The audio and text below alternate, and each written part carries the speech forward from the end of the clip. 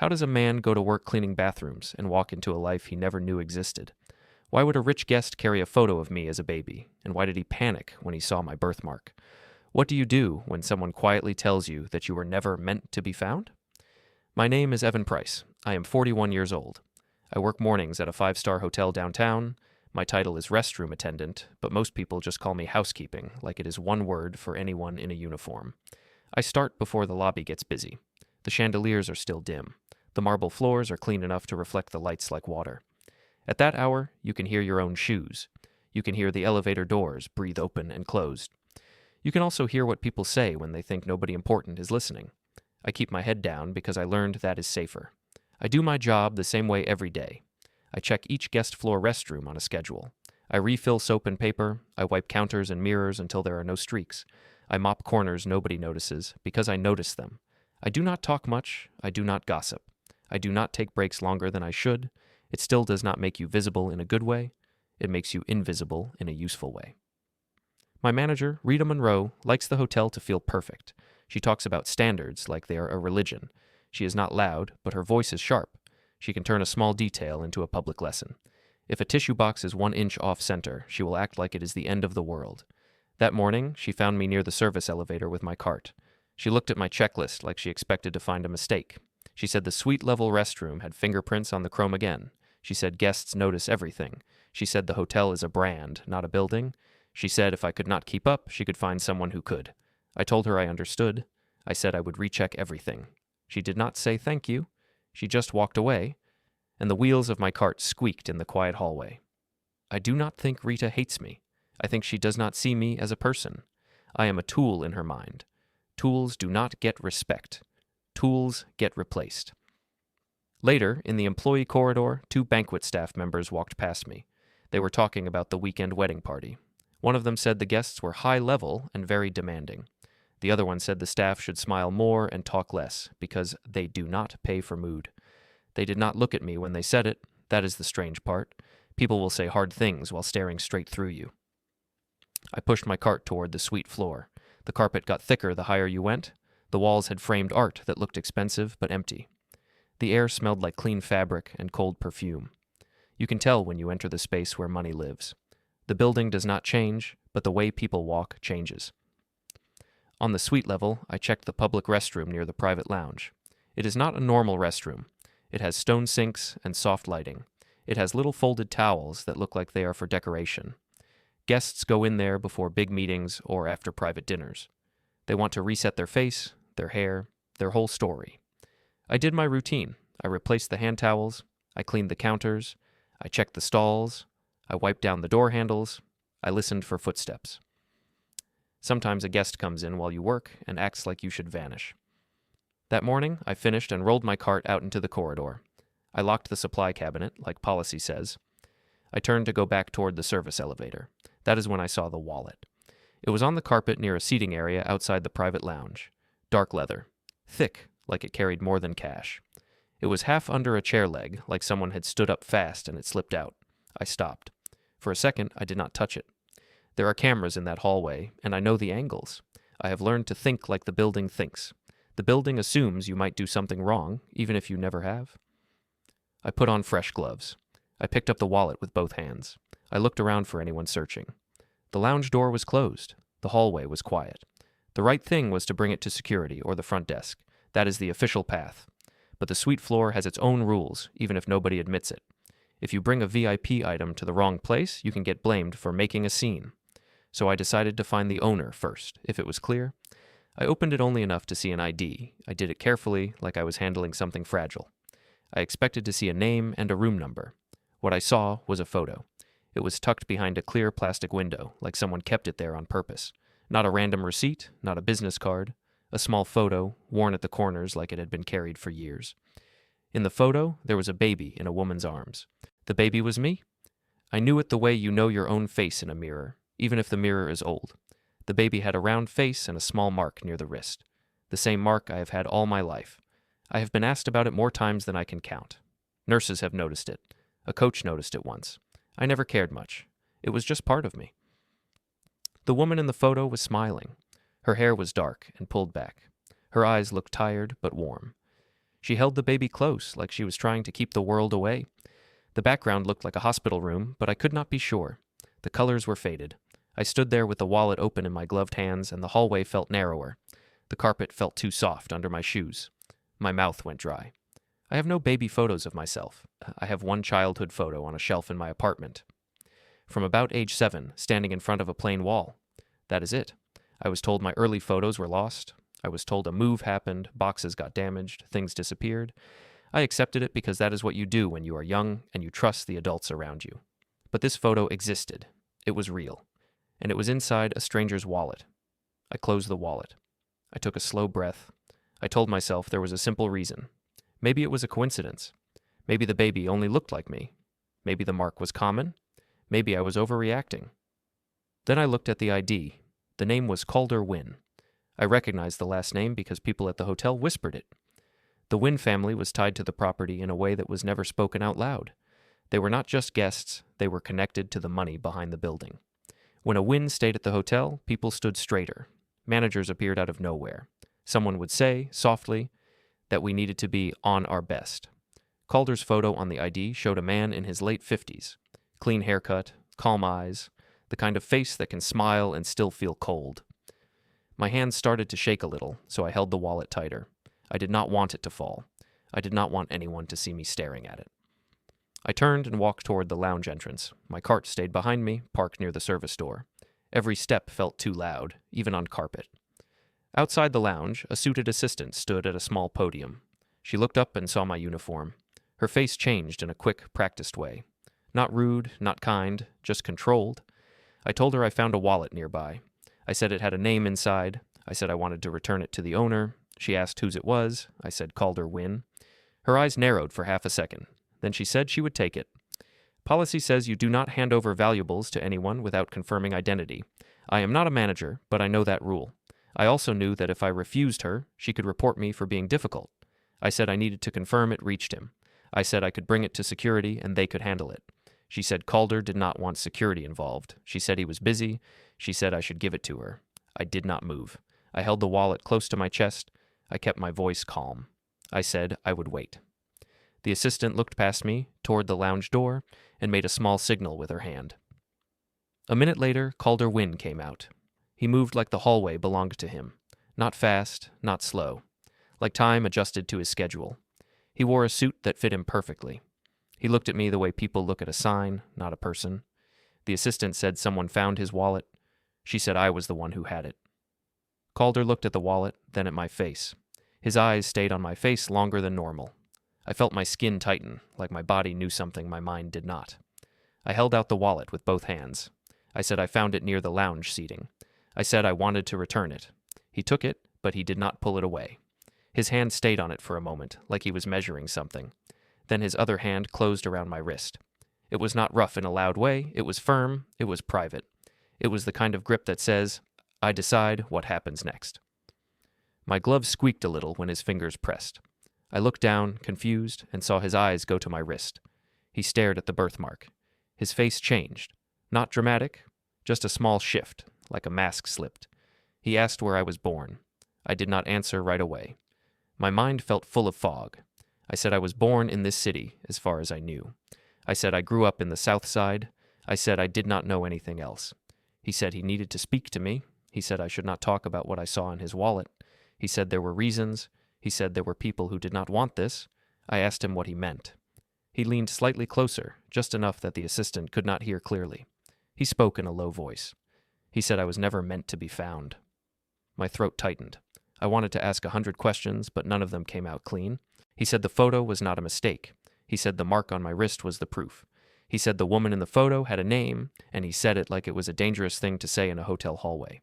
He said her name was Elise Harper. I repeated it quietly to myself, like I was trying to see if it fit anywhere in my memory. It did not. I told him I had never heard that name. He said of course I had not. He said I was raised with a simple story, and the story was designed to keep me calm. He said I should be careful, because if I pushed too hard, people would react. I said I did not understand why he had that photo. He said it was insurance. He said it was a reminder. He said it was proof that certain things happened the way he remembered, not the way others wanted to rewrite them. I asked him who Elise was to me. His grip tightened for a second. Then he let go, like he remembered where he was. He said I should keep doing my job. He said I should not let anyone see me shake. He said if I wanted answers, I would need to be patient. He said the hotel was not the place for this conversation. I asked him when we could talk. He said someone would contact me. He said I should not contact anyone first. He said if I tried to go around him, I would regret it in ways I could not predict. He took a step back. His face returned to calm. He turned to the assistant and said he was ready to go back inside. Before he left, he looked at my wrist again. Then he walked into the lounge like nothing had happened. The assistant gave me a tight smile. She said I could return to my duties. I stood there for a moment, feeling the carpet under my shoes like it was moving. My wrist felt warm where he held it, like a brand that does not show. I took one slow breath. Then I turned and walked back to my cart. My hands were steady again by the time I reached the service elevator. I pressed the button. The doors opened. I stepped in with my cart. The mirror inside the elevator reflected my uniform, my tired eyes, and the small mark on my wrist. On the way down, I told myself to stay calm. I told myself there was a process for everything. I told myself I had survived worse days than a strange conversation. But as the elevator reached the staff floor, my phone buzzed in my pocket. I pulled it out and saw an unknown number on the screen. I stared at it without moving, like the phone might explain itself if I waited long enough. The phone kept vibrating in my pocket while I stood near the time clock. I did not answer right away. Unknown numbers are usually spam, or a manager calling from a desk phone. This felt different. My body already knew that. I walked into the employee break room and sat at the corner table where the lights flicker. The room smelled like old coffee and cleaning spray. Someone had left a half-open bag of chips on the counter. The TV on the wall was on mute, showing a morning news anchor smiling at nothing. I stared at the screen on my phone. The call stopped. A second later, a text came through. It only said that I should keep quiet and keep doing my job. It said someone would reach out when it was time. There was no name. I put the phone face down. I sat there with my hands on my knees. I kept my breathing slow, like I was trying to convince my body that the floor was steady. Omar walked in and saw me. He asked if I was okay. His voice was normal, but his eyes were careful. He was the kind of coworker who notices when you hold yourself differently. I told him I was fine. I said I just needed coffee. He poured me a cup from the old machine and sat across from me. He started talking about his bus being late. He talked about the elevator on the guest floor getting stuck again. He talked like he was filling the space so I would not have to. I listened and I nodded at the right times. But my mind kept going back to the wallet photo. It did not match any story I knew about myself. It also did not match the way Calder looked at my wrist, like he was confirming something he already believed. A few minutes later, Rita came into the break room. She did not greet anyone. She looked at the schedule board and asked who was assigned to the suite floor. She said there was a VIP on property and we needed to be perfect. I said I was on the suite checks that morning.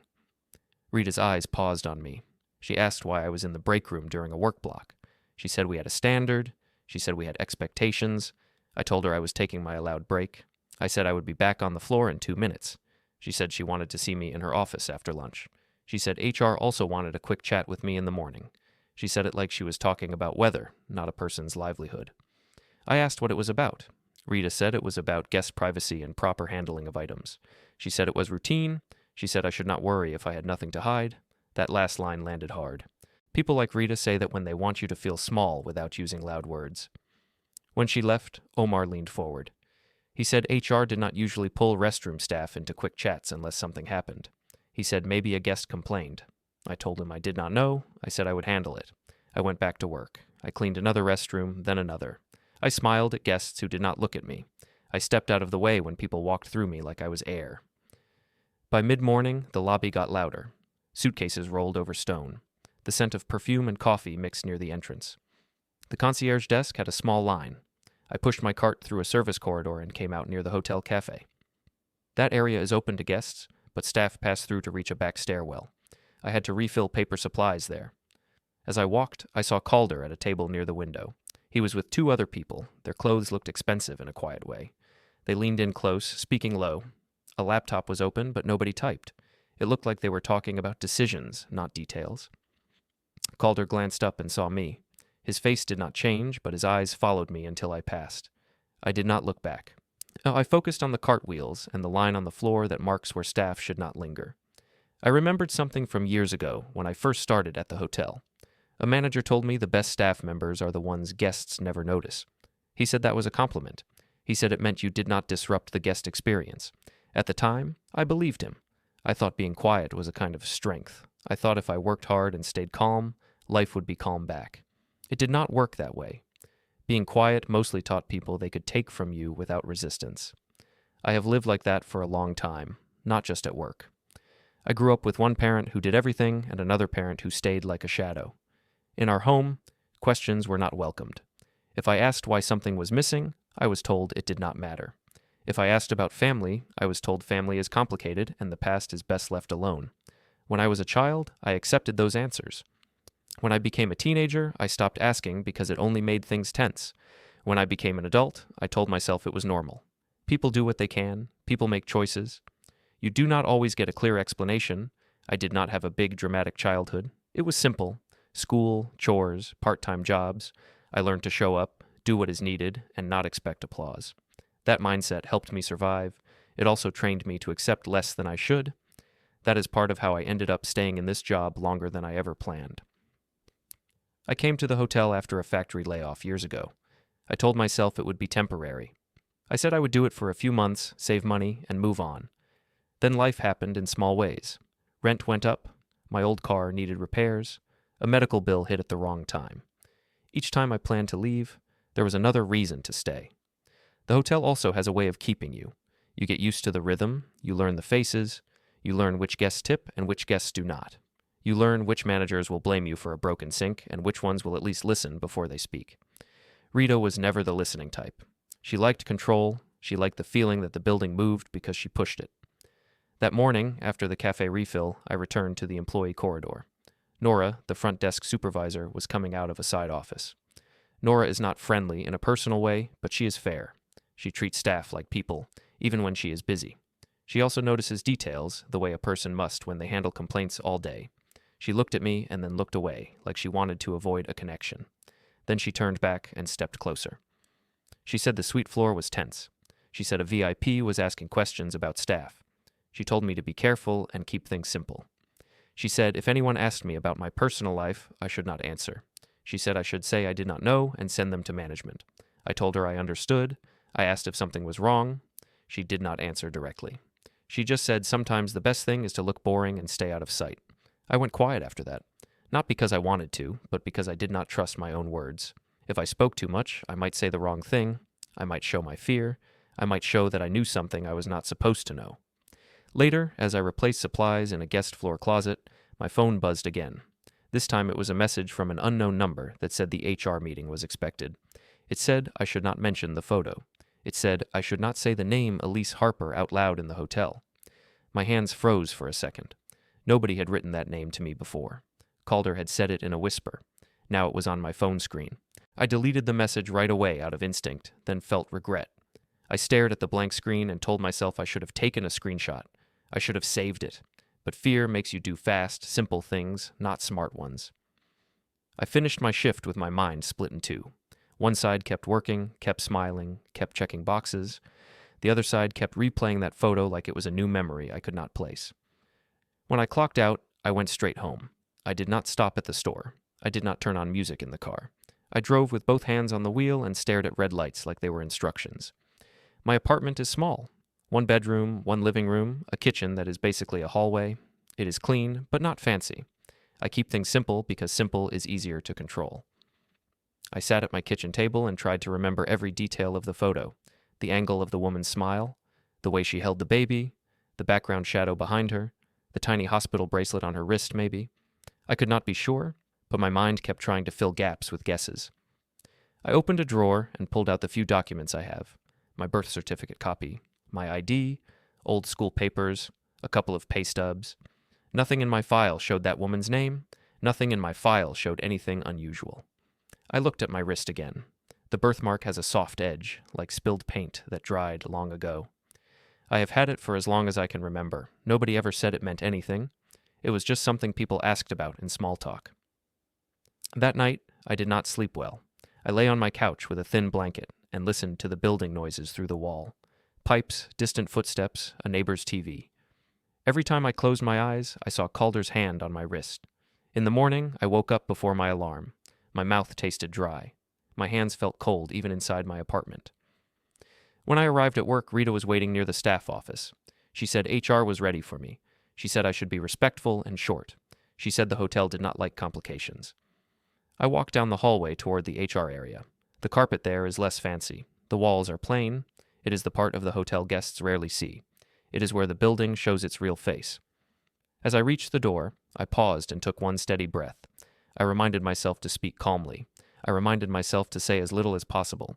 I reminded myself that the safest thing in that building was to sound boring. Then I knocked and stepped inside. The HR office was colder than the rest of the staff wing. The lights were bright and flat. The chairs were arranged like a small classroom, with no warmth in the details. A framed poster on the wall listed hotel values in clean letters. It felt like it was there to remind you who was allowed to have feelings and who was not. Marla Kessler sat behind a desk with a neat stack of folders. She did not smile when I came in. Rita sat to the side, not in a chair for a visitor, but in a chair for a witness. A small recorder sat near the edge of the desk. Marla did not say it was on, but she did not move it either. Marla said this would be a short conversation. She said it was about guest privacy and policy.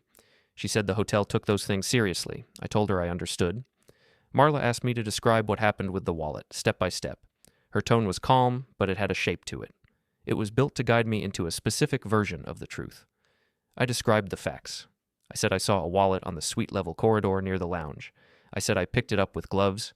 I said I opened it only to identify the owner so I could return it quickly. I said I brought it to the lounge area. I said the owner received it. Marla asked if I looked through the wallet beyond identifying the owner. I said no. Rita made a small sound, like she did not believe me, but she did not speak.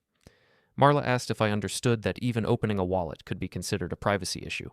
I said I understood. I said my intention was to return property quickly and avoid problems. I said I did not take anything. I said I did not keep anything. Marla nodded as if she was writing it down, though I could not see her paper. Then she asked something that did not fit. She asked if the owner said anything to me that made me uncomfortable. I paused for half a second. I could feel my pulse in my wrist. I said the guest spoke to me briefly. I said he thanked me and told me to return to my duties. Marla watched my face like she was measuring if I would crack. She asked if the guest touched me in any way. I kept my voice even. I said he held my wrist for a moment. I said it was brief. Rita's eyes shifted toward me fast, then back down. That reaction was small, but it told me something. She had not expected that part to be said out loud. Marla asked why he held my wrist. I said I did not know. I said it happened quickly. I said he looked at a mark on my skin, then he let go. Marla asked what mark. I lifted my sleeve slightly and showed the birthmark. I did not make it dramatic.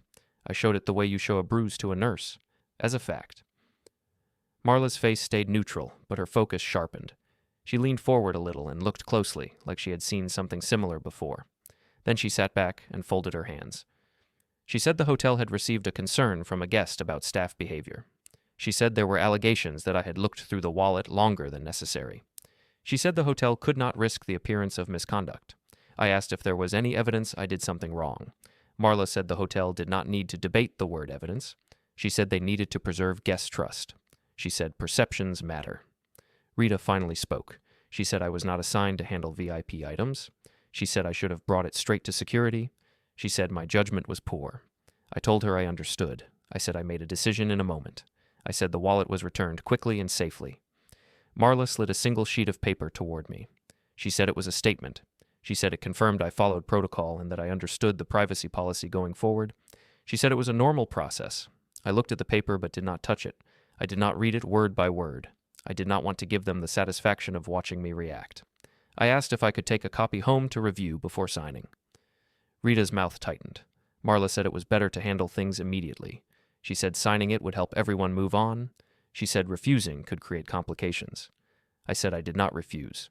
I said I wanted to review it properly. Marla asked if I had someone advising me. That question told me they were already thinking ahead. It was not about a wallet anymore. It was about control. I said I handled my own paperwork. Marla nodded again. Then she asked where I was born. The air in the room changed. It was not sudden like a loud noise. It was like a door closing somewhere in the building. I asked why that mattered for a workplace policy meeting. Marla said she was only trying to confirm identification. She said sometimes, when a VIP raises a concern, they confirm details about staff to ensure there is no confusion. I told her my birthplace was on my file. I said nothing had changed since I was hired. Marla asked about my mother's name. I felt my stomach go tight. My mind flashed to the photo again, to the woman's face, to the name Calder whispered. I told Marla my mother's name was on my file as well. I said I did not understand the purpose of these questions. Rita shifted in her chair. She looked at Marla, and Marla looked back at her. It was a quiet exchange, but it was clear. They were aligned. They had a script. Marla said I seemed stressed. She said she wanted to help me avoid misunderstandings. She said a guest had a right to feel safe and unbothered. She said the hotel also had a right to protect itself. I told her I agreed. I told her I also had a right to be treated fairly. Marla paused. Then she said calmly that if I could not cooperate with a simple resolution, the hotel could place me on leave while they reviewed the incident. Rita said it would be unpaid. I kept my posture straight. I said I wanted to cooperate. I said cooperation did not mean rushing into signing something I had not reviewed. Marla tapped the paper with one finger and said it was just a confirmation of policy. She said it did not harm me. I said then it would not harm the hotel to give me a copy. Marla held eye contact for a long moment, then pulled the paper back. She said she would make a copy. She said I could review it after my shift, but she wanted it returned signed within 24 hours. I said I understood. Then she added one more thing. She said I should not discuss the VIP incident with other staff. She said rumors damage the brand.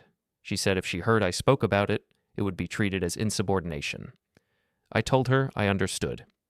Rita stood up, like the meeting was done. She said my assignment would change. She said I would no longer work the suite floor until further notice. She said I would focus on the public areas where supervisors could monitor performance more easily. I knew what that meant. It meant my work would become more visible, and mistakes would be easier to claim. It meant more pressure, more comments, more chances to be blamed. I thanked them for their time and left the office with my hands steady. In the hallway, I stopped near the vending machine and took a slow breath. I looked down at my wrist. The skin there looked normal, but it felt like it had been used as a key. When I returned to my cart, Omar was waiting near the supply room. He asked how it went. I told him HR reminded me of policy. I told him I was being moved off the suite floor. Omar frowned. He said that was not normal for a minor issue. He said someone must be leaning on them. I told him to drop it. I said I did not want him pulled into anything. He nodded, but he did not look convinced. The rest of the shift felt different, not because my tasks were harder, but because I could feel eyes on me in places where nobody used to care. A supervisor walked past me twice in 1 hour. Rita appeared near the lobby restroom when she never normally did. She pointed out a single water spot on a mirror and said it looked careless. I told her I would fix it. She said I needed to be more focused. She said I was not the only person with problems. She said the hotel did not run on one person's emotions. I did not argue. I did not show anger. I just cleaned the mirror again until it was perfect. Near mid-afternoon, as I pushed my cart through the service hallway behind the ballroom, my phone buzzed. Another unknown number. I did not answer. It went to voicemail. A few seconds later, a text arrived. It said I was making things harder than they needed to be. It said I should sign what HR gave me and forget the rest. I stared at the message. My first instinct was to delete it again. Then I stopped myself. I walked into the housekeeping supply closet and closed the door. The closet was narrow and smelled like soap and paper. The air felt safer there because it was mine for a minute.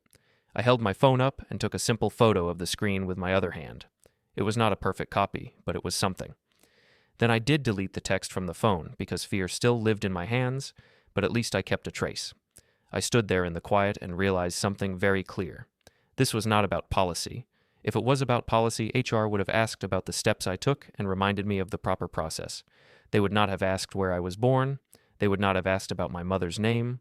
They would not have needed me to forget anything. They were trying to make me small again. They were trying to push me back into the space where I accept what I am told. That was the moment something in me shifted. Not rage, not a dramatic vow, just clarity. I had spent years being the kind of man who absorbs pressure and keeps moving. I thought that was maturity.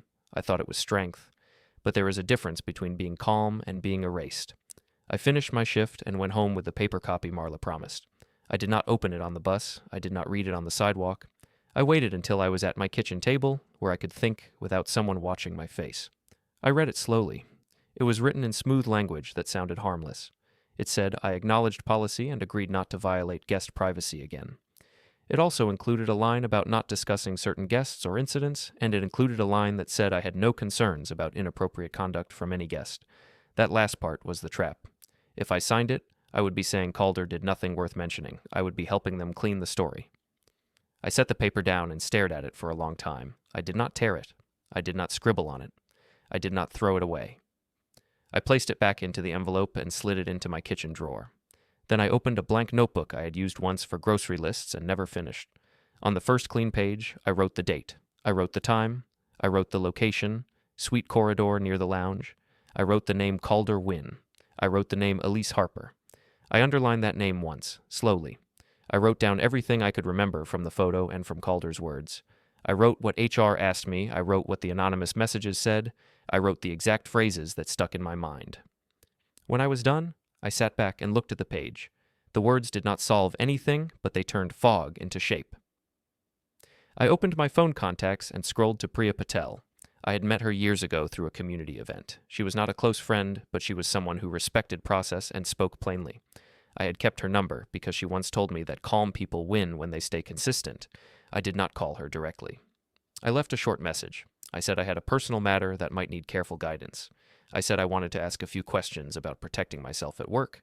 I said I would keep it brief. Then I took my wall calendar off the fridge and circled the next day in red. It was the 24-hour deadline HR gave me. I did not know the full shape of what was coming, but I knew I would not sign myself into silence. I knew I would not pretend nothing happened.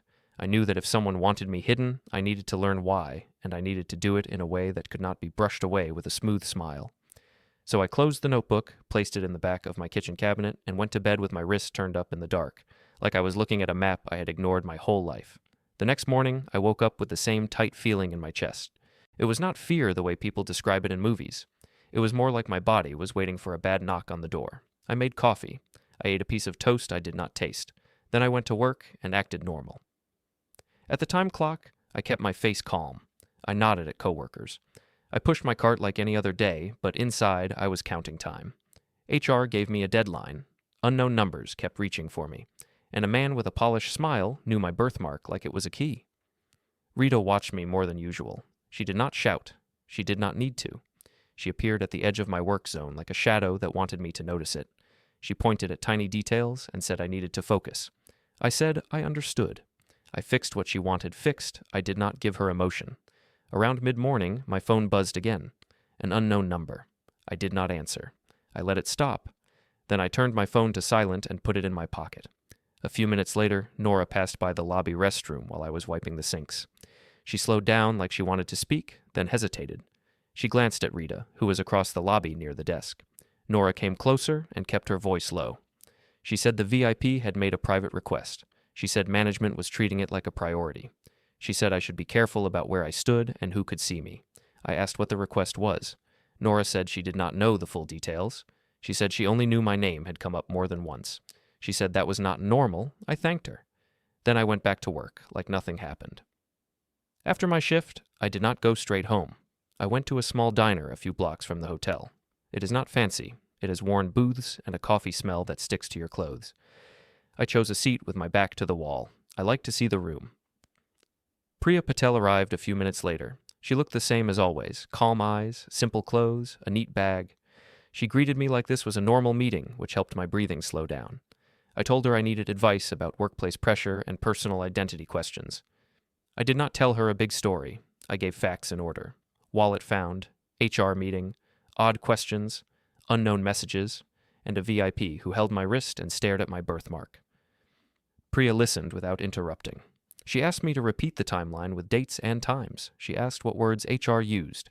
She asked if I had copies of anything. I told her I had the paper HR wanted me to sign, and I did not sign it. I told her I had a photo of a text message I took before deleting it. I told her I had started writing notes with dates. Priya nodded and said the notes were good. She said calm people sometimes forget that memory changes under stress. She said writing keeps things steady. I asked her what I should do about the HR paper. She said I should not sign anything that makes a statement I do not agree with. She said if the paper included a sentence about me having no concerns that could later be used to silence me. She said if I wanted to respond, I could do it in writing, in my own words, and keep a copy. She said I should keep everything clean and simple. I asked her if the hotel could punish me for refusing. She said employers can do many things, but they still have rules and risks. She said if someone was pushing them to pressure me, that would matter later. She said I should avoid dramatic scenes and avoid private arguments. She said I should focus on process. Then she asked a question that made my throat tighten again. She asked if I wanted to know who I really was, or if I mainly wanted to protect my job. I told her both. Priya said those two goals could connect, but I needed to move carefully. She said identity questions often touch records. Records touch institutions. Institutions move slowly, but they also leave trails. I asked her what trails I should look for. She said I could request a certified copy of my birth registration file, not just the simple certificate copy people keep at home. She said I could request any name change history connected to my identity. She said I could request records from the hospital where I was supposedly born, but that could be harder. She said I could also request my childhood clinic records if I knew where I went as a child. I told her I did not know the hospital name for sure. I only knew the story I was told, and it was vague. Priya said vague stories are common when someone does not want questions. She asked me if I had any older relatives who might know more. I said no. I said the adults who raised me always shut down questions. I said they acted like my early years did not exist. Priya did not judge. She just said I should focus on what I can verify. She said I should not chase rumors. She said I should build a timeline, then let the timeline guide the next steps. Before she left, she reminded me of something simple. She said I should keep my phone in a safe setting. She said unknown messages matter even when they look small. She said I should avoid deleting them in the future. She said if I felt pressured, I should write down the pressure, not just carry it in my body. I paid for the coffee. We parted without drama. I walked out into the cold air and felt a strange thing. Not relief, just a small sense that I was not alone in the process. The next day, I went to the city records office on my day off. The building was plain and crowded. People waited in lines with forms. The air smelled like paper and winter coats. I took a number and sat. While I waited, I watched the room. A young parent rocked a stroller. An older man argued about a name spelling. A clerk repeated the same instructions with the patience of someone who has said the same sentence for years. When my number was called, I stepped to the window and asked for information on requesting deeper birth registration records. I kept my voice calm. I did not mention the hotel. I did not mention Calder. I asked like a normal citizen with a normal need. The clerk handed me a form and explained the steps. She said some requests take time. She said identity confirmation might be required. She said the office could not talk about details at the window. I nodded. I filled out what I could. I asked what else might help. The clerk said I could also request name change records, if any existed. She said if there were sealed items, the process could be longer. I thanked her and left with a thin folder of instructions. Nothing dramatic happened. That was the point. I wanted slow, boring steps that created a clear trail. On the way home, I stopped at the neighborhood library. I sat at a computer and searched public information about the Wynn name. I did not look for gossip. I looked for simple, factual things: business ties, charity boards, hotel ownership structures, foundation names, public events. I wrote down a few names that kept appearing near that family. I wrote down dates of public announcements. I wrote down addresses of offices linked to their brand. I did not contact anyone. I only built a map. That evening, I sat at my kitchen table and copied my notes into my notebook. I added a simple index page: dates, names, places. I kept it neat because neat makes it harder for people to dismiss you as emotional. At work the next morning, Rita was in a better mood. That made me more alert, not less. When someone is suddenly nice, it can mean they believe you are under control again. Rita told me the hotel had an investor briefing coming up. She said it was important. She said staff needed to be flawless. She said she was selecting people she trusted for support roles. Then she said she wanted me assigned to the service corridor behind the investor room. She said I would be responsible for restroom checks near the briefing space and for keeping the back area clean and quiet. It sounded like a normal task, but I understood the message. They wanted me close. They wanted to monitor me. They wanted me present without a voice. I said I understood. I said I would do my job. That afternoon, the bank called me about the identity task I started earlier in the week. It was a simple thing on paper, but now it felt like a larger signal. The bank asked me to come in to confirm details in person. They said it was standard procedure. Their tone was polite, but it carried weight. I went the next day after my shift. The bank had a small meeting room with a glass wall. The banker smiled and offered water. Then she asked me to confirm my full name, my address, and a few details connected to my past. I answered calmly. She said there was a minor mismatch in one part of the information chain. She did not explain it in full. She said it could be nothing. She said it could be an old clerical error. She said it could also require additional review. I asked what kind of review. She said it might involve verifying older records, and that could take time. I left the bank with my stomach tight again, not because the banker was unkind, but because the system was touching the edges of something hidden, and hidden things do not like being touched. That night, my phone buzzed with an unknown call. I did not answer. A voicemail appeared. I listened to it once. A man's voice spoke slowly and said I needed to stop making requests. He said people notice when you ask for old records. He said I was putting my job at risk. He said I was not as safe as I thought. He did not say his name. He did not need to. The tone matched the pressure I already felt. I wrote the date and time in my notebook. I did not panic. I did not rush. I did not call back. I placed the phone on the table and let the silence settle. The next day at work, I took my cart toward the service elevator. As the doors opened, I saw Calder Wynn standing near the private elevator vestibule, like he had been waiting in a spot that cameras do not love. He did not look angry. He looked calm. That made him more dangerous to me than a loud man. He said I was overthinking things. He said I should let professionals handle complicated history. He said some stories are protected for a reason. He said if I stayed quiet, my life could stay stable. I told him I did not want problems. I told him I only wanted the truth. He said the truth is often expensive. He said I could not afford it. I kept my face neutral. I said I could not pretend I never saw what I saw. Calder looked at my wrist again and said the mark was not random. He said it was part of a line. He said people had spent years making sure that line did not reconnect. Then he stepped back, like the conversation was finished. He walked away without hurry. I stood there for a moment, listening to the quiet hum of the elevator. I felt that same clarity settle in again. Not rage, not fear, just a firm understanding. Someone with power was trying to keep me small. HR, management, unknown numbers, and a man who carried my baby photo like a warning. So I went back to my cart. I cleaned what needed to be cleaned. I smiled when I had to. I stayed boring on the outside. But that night, at my kitchen table, I organized my notes into a clean timeline and wrote one new line at the bottom. Investor briefing. All eyes. All rules. For the next few days, I moved like I was carrying a glass cup full of water. I did not run. I did not swing my arms. I did not react to small comments. I kept everything steady because I understood something now. If people wanted me quiet, they would also look for a reason to call me unstable. At work, Rita stayed close. She did not follow me everywhere, but she appeared at the right times. She checked my cart. She checked my checklist. She asked why I paused near the service hallway. She asked why I spoke to Nora for more than 10 seconds. She asked questions that were not really questions. They were reminders that I was being watched. I answered in short sentences.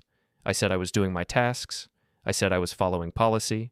I said I would finish on time. I kept my tone flat, like I was reading numbers. When HR sent me another message asking for the signed paper, I did not argue in person. I did not walk into the HR office with heat in my face. I handled it the way Priya advised me. That evening at my kitchen table, I wrote my own response in simple words. I kept it polite. I did not accuse anyone. I did not mention Elise Harper. I did not mention Calder touching my wrist. I only wrote that I could not sign a sentence I did not agree with, and I asked for a version without that sentence. I also wrote that I wanted any future conversations about the incident to be in writing. I printed it at the library the next morning and delivered it through the proper channel at work. I kept a copy at home, and I wrote the date and time in my notebook. It felt boring. It felt slow. That was the point. The unknown numbers did not stop. Some days I got nothing. Other days I got 2 calls in 1 hour. The messages were never loud. They were always calm, like they were trying to sound reasonable. They said I was risking my job. They said I was misunderstanding everything. They said I was not built for this kind of problem. I stopped deleting them. I saved screenshots. I wrote down timestamps. I did not respond. If someone wants you to talk in the dark, the best answer is to turn on a light and say nothing. I met Priya again at the diner. I brought my notebook and my phone. I did not slide them across the table like a dramatic reveal. I just kept them near me and described what changed. I told her HR wanted me to sign a statement that included a sentence I could not honestly agree with. I told her I delivered a written response and asked for a revised version. I told her about the voicemail warning me to stop requesting records. I told her about the bank mismatch and the extra review. Priya listened and said I was doing the right thing by staying consistent. She told me not to chase Calder directly. She told me not to meet him alone again. She told me to keep my job performance clean and to avoid private hallways when possible. I asked her if I should stop the records request. She said no. She said if I stopped now, the story would be that I realized I was wrong. She said I should let the process continue. She said I should not let pressure rewrite my own actions. Then she said something simple that stayed with me. She said, powerful people rely on the idea that you will get tired. She said they wait for you to go back to your normal life. She said patience is not weakness when it is deliberate. The investor briefing got closer. Signs started appearing in the back corridors. Staff meetings became more tense.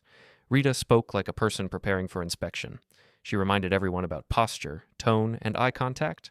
She warned that mistakes would not be tolerated because the hotel's future depended on this event. A part of me wanted to laugh at that. The hotel's future did not depend on my cart or my gloves, but I understood the story management tells itself. When power is nervous, it squeezes the lowest people first. 2 days before the briefing, Marla from HR called me into her office again. This time she did not bring Rita. She offered me a chair and spoke in a softer voice than before. She said the hotel appreciated my cooperation. She said they wanted to close the matter. She said a revised statement was ready. She said it was better for everyone if we moved on. I asked if the revised version removed the sentence about me having no concerns. Marla paused. Then she said the hotel needed that sentence to protect itself from misunderstandings. I told her I could not sign it. Marla's expression stayed calm, but her eyes changed. She said I was being difficult. She said I was creating a problem where there did not need to be one. She said I should think about my position. I told her I had thought about it. I told her I was willing to sign a policy reminder. I told her I could not sign a personal statement that did not match my experience. Marla leaned back and said she would note my refusal. She said the hotel would take appropriate steps. I asked what appropriate steps meant. Marla said it could include reassignment, suspension, or termination, depending on leadership review. I nodded once. I told her I understood. Then I asked for that in writing. Marla looked surprised for a moment. Then she said the hotel did not provide written threats. She said they would follow internal procedures. I thanked her for her time and left. In the hallway, my hands were steady, but I felt a quiet weight in my chest. Not panic, just the understanding that they were ready to push me out if I did not fold. That evening, when I got home, I did not slump on the couch like usual. I went straight to my kitchen table. I opened my notebook and wrote down every line of the conversation. I wrote the time. I wrote her phrases. I wrote that she would not put it in writing. Then I opened my calendar and looked at the investor briefing date. It was circled already. I stared at that red circle and realized something else. They were putting me near that room for a reason. They wanted me close enough to control. They also wanted me close enough to blame if something went wrong, so I did something that felt small but important. I changed my routine in a careful way. I walked different routes through the hotel. I avoided the private elevator vestibule. I kept to corridors with cameras and normal traffic. I stayed visible in safe ways. Omar noticed. He asked why I was taking the longer path to storage. I told him I was following updated instructions. I did not give him more. I did not want his name inside my notes for no reason. Nora stopped me near the service hallway the day before the briefing. Her face looked tired. She said the VIP team was pushing management hard. She said people were nervous. She said she did not like how HR was handling staff questions. I asked her what she meant. She said she heard my name in a conversation that did not sound like policy. She said it sounded like personal control. She said she did not know the whole story, but she knew it was wrong. I thanked her. I told her I was handling it through proper channels. She nodded and said I should keep my records safe. Then she walked away, like she never spoke to me. That night, I received a call from the city records office. The clerk told me my request was received and was under review. The tone was neutral. The message was short, but it mattered because it was official movement. A slow door had started to open. After that call, my phone buzzed again with an unknown number. I did not answer. A text came through a few minutes later. It said I should stop. It said the event tomorrow would be busy, and accidents happen when people get distracted. It said I should focus on cleaning and forget old stories. I stared at the words until my eyes felt dry. Then I saved the message and placed my phone face down on the table. I stood at my sink and washed my hands, even though they were already clean. The water sound helped me think. I went back to the table and opened my notebook. I wrote the new message down. I wrote the exact phrasing. I wrote the time. Then I closed the notebook and placed it in the back of my cabinet behind canned food. It was not a perfect hiding place, but it was out of sight. Before bed, I laid out my uniform. I checked that my shoes were clean. I set my alarm early. I did not drink anything that would make me restless. I did not try to solve the whole mystery in one night. I reminded myself of Priya's advice. Slow steps, clean steps. In the morning, the hotel felt different from the moment I walked in. The lobby was brighter. The air smelled like fresh flowers. Security staff stood in places they did not normally stand. The concierge desk had extra people. The whole building was holding its breath. Rita gathered the housekeeping team and gave instructions. She said nobody could be late. She said no mistakes. She said no wandering. She said the investors were important and we only had one chance to make the right impression. Then she looked directly at me and said I was assigned to the service corridor behind the investor briefing room, including the restroom checks and the back passage cleaning. She said I would be near the most important people in the building. She said I should remember that and act like it. I told her I understood. As the day moved forward, the hallway behind the ballroom filled with staff and supplies. Carts rolled by. Radios clicked with quick messages. Someone adjusted a microphone stand. Someone tested a speaker. The sound was brief and sharp, then cut off. I did my tasks in the back corridor. I checked the restroom. I wiped the counters. I refilled paper. I moved slowly and carefully, like every motion mattered. A little before the briefing started, I saw Calder again. Not close, not in my space.